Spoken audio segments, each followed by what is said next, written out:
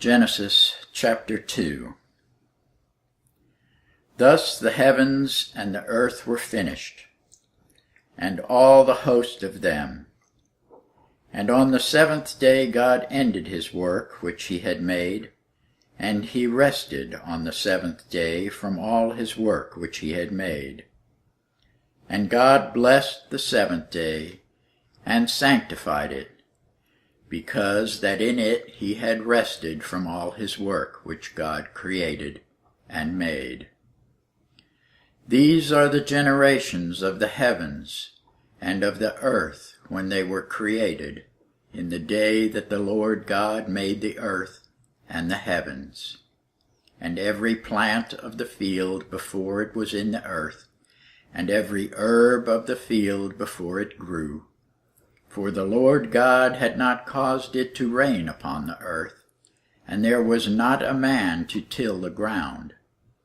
But there went up a mist from the earth, and watered the whole face of the ground.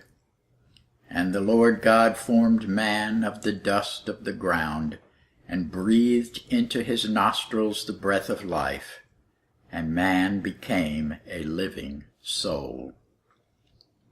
And the Lord God planted a garden eastward in Eden, and there he put the man whom he had formed. And out of the ground made the Lord God to grow every tree that is pleasant to the sight, and good for food, the tree of life also in the midst of the garden, and the tree of knowledge of good and evil. And a river went out of Eden to water the garden, and from thence it was parted, and became into 4 heads. The name of the first is Pison, that is it which compasseth the whole land of Havilah, where there is gold. And the gold of that land is good, and there is bdellium, and the onyx stone. And the name of the second river is Gihon, the same is it that compasseth the whole land of Ethiopia. And the name of the third river is Hiddekel, that is, it which goeth toward the east of Assyria. And the fourth river is Euphrates. And the Lord God took the man, and put him into the Garden of Eden to dress it and to keep it.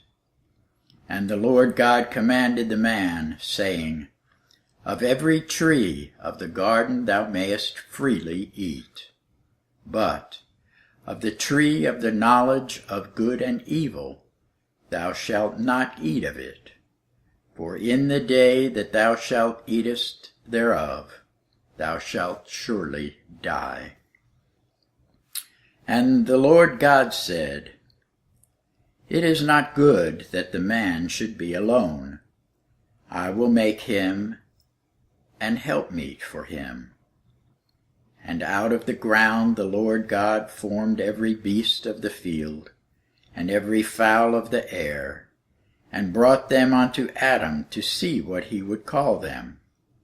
And whatsoever Adam called every living creature, that was the name thereof. And Adam gave names to all cattle, and to the fowl of the air, and to every beast of the field. But for Adam there was not found an helpmeet for him. And the Lord God caused a deep sleep to fall upon Adam, and he slept. And he took one of his ribs, and closed up the flesh instead thereof. And the rib which the Lord God had taken from man made he a woman, and brought her unto the man. And Adam said, This is now bone of my bones, and flesh of my flesh. She shall be called woman, because she was taken out of man.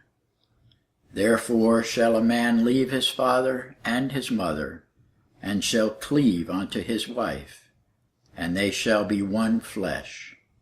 And they were both naked, the man and his wife, and were not ashamed.